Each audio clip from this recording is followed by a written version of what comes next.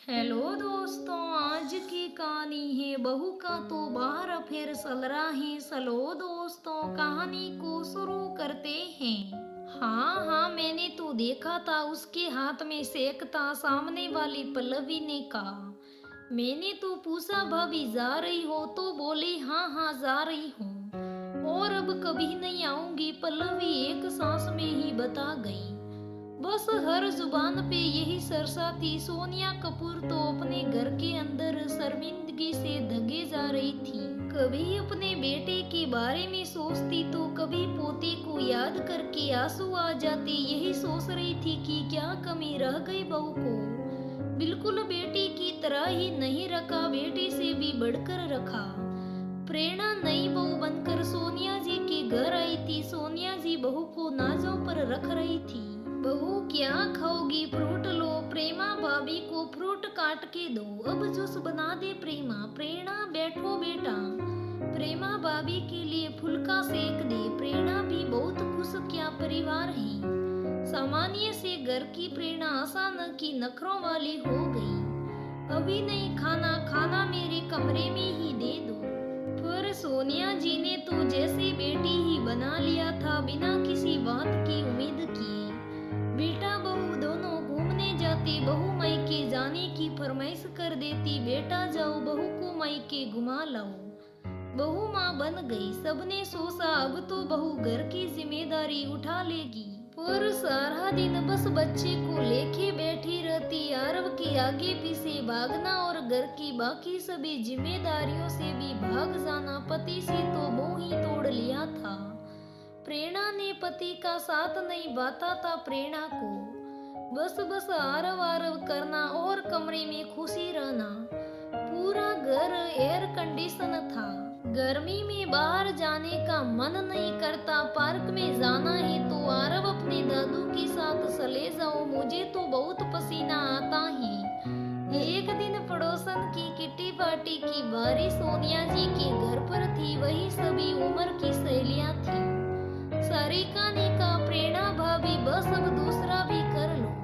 आरव अकेला बोर हो जाता है। बस कड़क आंखों से घूरा और बोली, यही काम बसा है। पहले पहला बाद करो, फिर दूसरा। मेरी जवानी तो खत्म हो ही जाएगी। इस ताम झाम में मुझे नहीं चाहिए। सब सुप साप जैसे आपकी मर्जी। एक कान फोन पर सारा दिन सोनिया बहू को कुछ कह करो। सारा दिन फोन पर लगी रहती है, हम लोग से तो मिलती ही नहीं। सोनिया जी के पति ने कहा, कोई बात नहीं, समझ जाएगी धीरे धीरे। सोनिया जी के माथे पर चिंता की लकीरें साफ दिख रही थी। आरव 4 साल का हो गया था, स्कूल जाने लगा था। पीछे पीछे प्रेरणा ने भी उसी स्कूल में जॉब कर लिया। पर रिसेप्शन पर जॉब हमारे परिवार को ये शोभा नहीं देती। प्रेरणा टीचर की जॉब करो, रिसेप्शन की नहीं। सोनिया जी ने कहा, अगर तुम्हें आरव की स्कूल में जाना है तो अपने मास्टर और बीएड की पढ़ाई पूरी करो और टीचर की जॉब करो। पर प्रेरणा कहाँ सुनने वाली थी। पापा जी प्लीज, मैं जानती हूँ मुझे क्या करना है। मुझे किसी की सलाह की जरूरत नहीं है।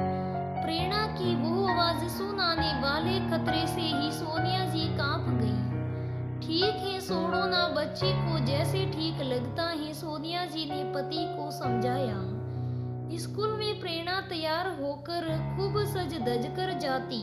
रोज नए कपड़े, मैचिंग ज्वेलरी, बढ़िया मेकअप। सबका ध्यान तो बस प्रेरणा पर ही होता था कि आज मैडम क्या पहन कर आएगी। 3 साल बीत गए ऐसे ही। बस एक दिल फेंक पर प्रेरणा ने भी दिल दे दिया। इतने बड़े घर की बहू कुछ सुपता थोड़ी ना था। घर तक बात पहुंची गई। घर वालों ने चुपचाप स्कूल बंद करवा दिया। प्रेरणा का चुप बैठती बेटे को लेके मायके जाकर बैठ गई। सोनिया जी ने बेटे को भेजा बहू को घर वापस लाने को, पर प्रेरणा कहाँ आने वाली थी।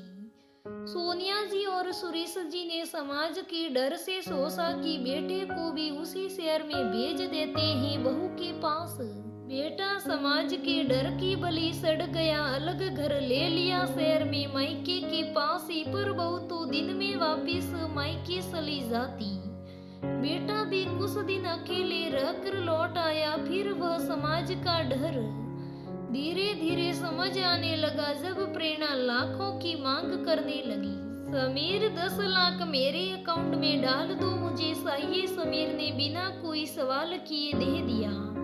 अब प्रेरणा की माँ बाप सामने आए, हमारी बेटी को खर्चा पूरा नहीं होता, 5 लाख अकाउंट में और डाल दीजिए दामाद जी।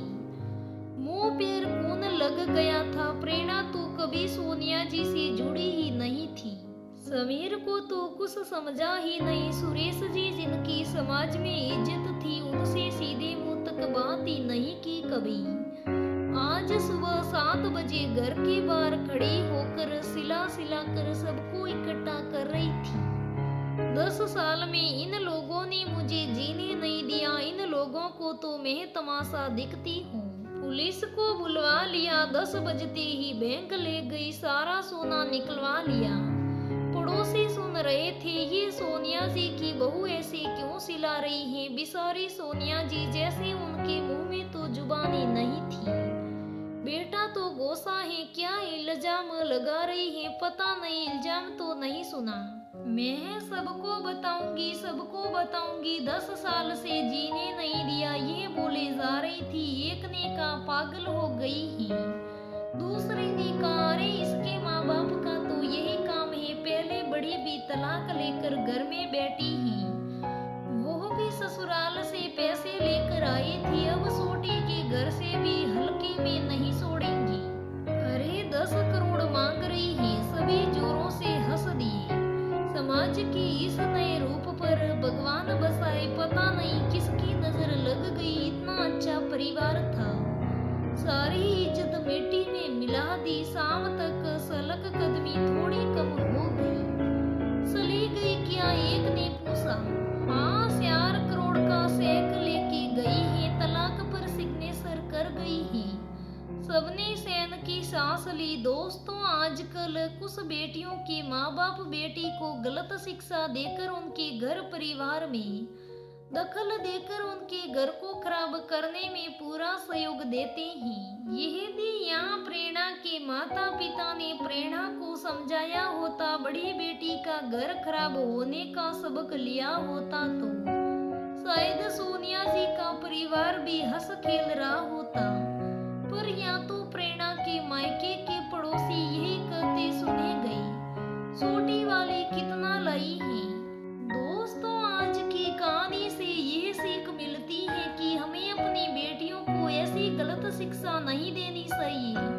अपनी बेटियों को ऐसी शिक्षा देनी चाहिए कि वो ससुराल जाकर अच्छा काम करे और हमारा नाम भी अच्छा कमाए।